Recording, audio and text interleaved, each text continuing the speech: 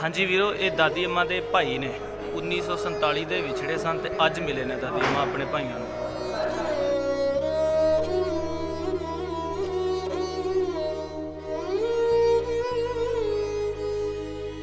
ਆਪਣੇ ਘਰ ਪਰਦੇਸੀਆਂ ਵਾਂਗੂ ਪਰਤਣ ਦਾ ਅਹਿਸਾਸ ਕਿਉਂ ਹੈ। ਮੈਂ 47 ਮਗਰੋਂ ਜੰਮਿਆ, ਮੇਰੇ ਪਿੰਡੇ ਲਾਸ ਕਿਉਂ ਹੈ। ਜਦੋਂ ਵੰਡ ਹੋਈ ਉਦੋਂ ਦੀ ਇਹ ਇੱਧਰ ਰਹਿ ਗਈ। 75 ਸਾਲ ਬਾਅਦ ਮਿਲੇ ਸਾਨੂੰ। ਨਨਕਾਣੇ ਵੀ ਮੈਂ ਜਾ ਨਹੀਂ ਸਕਦਾ, ਧਾਗਲ ਵਕੜੀ ਪਾ ਕੇ ਮਿਲਦਾ, ਸਤਲੁਜ ਨਾਲ ਬਿਆਸ ਕਿਉਂ ਹੈ। ਹੁਣ ਜਦੋਂ ਦਾ ਇਹਨਾਂ ਨੂੰ ਸੁਣਿਆ ਤਾਂ ਖਿੱਚ ਹੁਣ ਹੈ ਵੇ ਵੀ ਕਦੇ ਜ਼ਿੰਦਗੀ ਦੇ ਵਿੱਚ ਕਿਤੇ ਮੇਲ ਹੋ ਜਾਏ। ਪਰ ਬਲਕਿ ਗੱਲ ਇਹ ਵੇ ਹੁਣ ਖੂਨ ਦਾ ਰਿਸ਼ਤਾ ਹੈ ਤੇ ਹੁਣ ਦਿਲ ਤੇ ਅੱਗ ਬਲਦੀ ਏ। ਤੇ ਵਡੇਰੇ ਵੀ ਰਹਿੰਦੇ ਨੇ ਤੇ 24 ਘੰਟੇ ਹੋਈ ਸੋਚਦੇ ਨੇ ਕਿ ਵੀ ਉਹ ਮੇਰੇ ਮਾਂ ਮੇਰਾ ਪਿਓ ਮੇਰਾ ਭਰਾ। ਪੰਜਾਬੀ ਲੈਬ ਦੇ ਬਾਰੇ ਸਾਨੂੰ ਪਤਾ ਲੱਗਾ ਸੀ ਵੀ ਉਹਨਾਂ ਦੀ ਨਾ ਵੇਖਿਆ ਬੜਾ ਜਾਂਦਾ ਹੈ ਤੇ ਸਾਨੂੰ ਪਤਾ ਲੱਗਾ ਕਿ ਇਸ ਚੈਨਲ ਵੱਲੋਂ ਲੱਭ ਜਾਂਦੇ ਨੇ ਵੀ ਇਹ ਕਰਦੇ ਨੇ, ਇਹਨਾਂ ਦੀ ਲੋਕ ਜ਼ਿਆਦਾ ਵੇਖਦੇ ਨੇ। ਤੁਹਾਡੇ ਸਾਰਿਆਂ ਨਾਲ ਸਾਡਾ ਕੰਮ ਸਾਡੇ ਨਾਨਕੇ ਲੱਭ ਹੀ ਜਾਣ, ਉਹ ਲੱਭ ਜਾਂਦੇ, ਸਾਡੀ ਮਾਂ ਨਾਲ ਮੁਲਾਕਾਤ ਉਹਨਾਂ ਨਾਲ ਕਰਵਾ ਦਈਏ।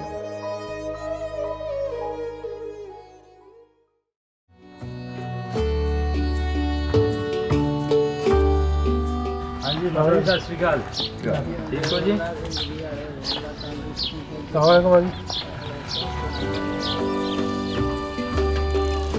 ਮੇਰਾ ਨਾਂ ਸ਼ਬਾਜ਼ ਅਹਿਮਦ ਹੈ, ਵਿਰਕਾਂ ਗਾਲੋਧੀਆਂ ਪਿੰਡ ਹੈ ਮੇਰਾ, ਗਾਲੋਧੀਆਂ ਦਾ ਰਹਿਣ ਵਾਲਾ ਰੈਸ਼ੀਆਂ। ਵਾਲਾ ਸਾਹਿਬ ਮੇਰਾ ਨਾਂ ਨਿਆਮਤ ਅਲੀ ਸੀ, ਵਾਲਦਾ ਦਾ ਨਾਂ ਮੁਮਤਾਜ਼ ਬੀਬੀ ਹੈ। ਮੇਰੇ ਵਾਲਾ ਸਾਹਿਬ ਦੀ ਸ਼ਾਦੀ ਕੋਟ ਰਣਜੀਤ ਪਿੰਡ ਹੋਈ ਸੀ, ਗੁਜਰਾਣੇ ਰੋਡ ਤੇ, ਚੋਰੀ ਮੁਬਾਰਕ ਹੱਲੇ। ਅਸਲ ਨਾਨੀ ਜਦੋਂ ਕਤਲ ਹੋ ਗਿਆ ਨਾ ਤੇ ਵਾਲਦਾ ਛੋਟੀ ਜਿਹੀ ਸੀ ਤੇ ਉਹਦੇ ਨੂੰ ਉੱਤੇ ਰੋਂਦੇ ਵੀ ਸਨ ਤੇ ਹੱਥ ਮਾਰਦੇ ਸਨ, ਮਾਂ ਉੱਤੇ ਪਏ ਸਨ, ਦੁੱਧ ਪੀਂਦੇ ਸਨ, ਜਦੋਂ ਰੋਂਦੇ ਸਨ ਪਏ। ਉੱਥੋਂ ਪਿੰਡ ਦੇ ਲੋਕਾਂ ਨੇ ਫਿਰ ਵੇਖਿਆ, ਨਿਕਲੇ ਬਾਹਰ, ਕਿਸੇ ਨੇ ਫੜ ਲਿਆ। ਫਿਰ ਚੋਰੀ ਨੂੰ ਪਤਾ ਲੱਗਾ, ਚੋਰੀ ਮੁਬਾਰਕ ਅਲੀ ਨੂੰ। ਉਹਨੇ ਫਿਰ ਆਪਣੇ ਕੋਲ ਮੰਗਵਾ ਲਿਆ, ਉਹਦੇ ਕੋਲ ਔਲਾਦ ਕੋਈ ਨਹੀਂ ਸੀ। ਉਹਨੇ ਆਪਣੀ ਧੀ ਬਣਾ ਲਈ, ਉਹਨੂੰ ਪਤਾ ਸੀ ਕਿ ਵੀ ਹੈ ਕਿ ਸਰਦਾਰਾਂ ਦੀ ਹੈ ਤੇ ਕਿਸੇ ਮਾੜੇ ਘਰ ਨਾ ਜਾਵੇ। ਉਸ ਨਾਂ ਲਿਖਾ ਲਿਆ ਸੀ। ਇੱਕ ਉਹਦੇ ਕੋਲ ਬੇਟਾ ਸੀ 6 ਮਹੀਨਿਆਂ ਦਾ, ਉਸ ਅੱਲਾ ਰੱਖੀ ਮਾਂ ਸੀ, ਉਹਦੇ ਨਾਂ ਤੇ ਪਵਾ ਲਿਆ ਸੀ ਤੇ ਮੇਰਾ ਬੇਟੀ ਹੈ ਤੇ ਮੇਰਾ ਬੇਟਾ। ਤਾਂ ਕਿਸੇ ਬੰਦੇ ਕਿਸੇ ਦੀ ਜ਼ਰੂਰਤ ਹੀ ਨਹੀਂ ਸੀ ਇਹ ਗੱਲ ਕੋਈ ਆਖੇ। ਹੁਣ ਜਦੋਂ ਦਾ ਇਹਨਾਂ ਨੂੰ ਸੁਣਿਆ ਤਾਂ ਖਿੱਚ ਹੁਣ ਹੈ ਵੇ, ਦਿਲ ਨੂੰ ਖਿੱਚ ਪੈਂਦੀ ਏ ਵੀ ਮੈਂ ਭਰਾਵਾਂ ਨੂੰ ਮਿਲਾਂ। ਜਾਂ ਇਹ ਵੀ ਜੇਨ ਦੇ ਵਿੱਚ ਆਉਂਦਾ ਸੀ ਅਕਸਰ, ਗੱਲ ਭਾਵੇਂ ਕੋਈ ਨਹੀਂ ਸੀ ਕਰਦਾ, ਨਿੱਕੀ ਮੋਟੀ ਗੱਲ ਬੰਦਾ ਸੁਣ ਹੀ ਲੈਂਦਾ ਕਿਰਿਓ ਨਾ ਕਿਰਿਓ। ਫਿਰ ਦਿਲ ਚਾਹੁੰਦਾ ਵੀ ਸੀ ਵੀ ਭਰਾਵਾਂ ਨੂੰ ਮਿਲਾਂ ਵੀ ਕਦੇ ਜ਼ਿੰਦਗੀ ਦੇ ਵਿੱਚ ਕਿਤੇ ਮੇਲ ਹੋ ਜਾਏ।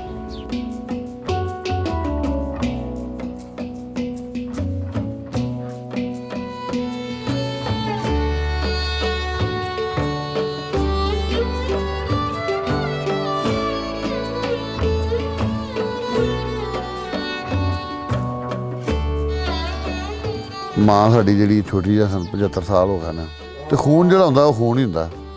ਪਰ ਬਲਕਿ ਗੱਲ ਇਹ ਵੇ ਹੁਣ ਖੂਨ ਦਾ ਰਿਸ਼ਤਾ ਹੈ ਤੇ ਹੁਣ ਦਿਲ ਤੇ ਅੱਗ ਬਲਦੀ ਏ ਵੀ ਮਿਲਾਂ ਜ਼ਿੰਦਗੀ ਦੇ ਵਿੱਚ। ਮਰ ਜਾਣਾ ਪਤਾ ਨਹੀਂ, ਸਾਹ ਦਾ ਵਸਾ ਕੋਈ ਨਹੀਂ ਤੇ ਮੈਂ ਮਿਲ ਲਵਾਂ।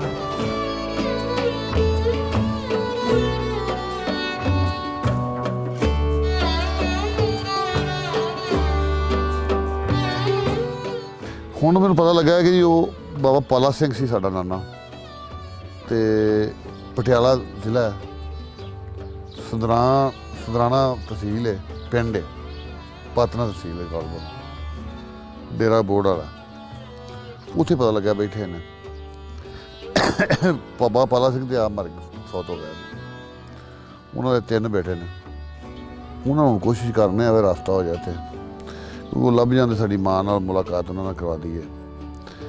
ਸਾਨੂੰ ਜ਼ਿਆਦਾ ਸਾਡੀ ਮਾਂ ਨੂੰ ਫਿਰ ਇਹ ਵੇ ਕਿ ਉਹਨੂੰ ਬੜਾ, ਤੇ ਵਡੇਰੇ ਵੀ ਰਹਿੰਦੇ ਨੇ ਤੇ 24 ਘੰਟੇ ਹੋਈ ਸੋਚਦੇ ਨੇ ਕਿ ਵੀ ਉਹ ਮੇਰਾ ਪਿਓ ਮੇਰਾ ਭਰਾ।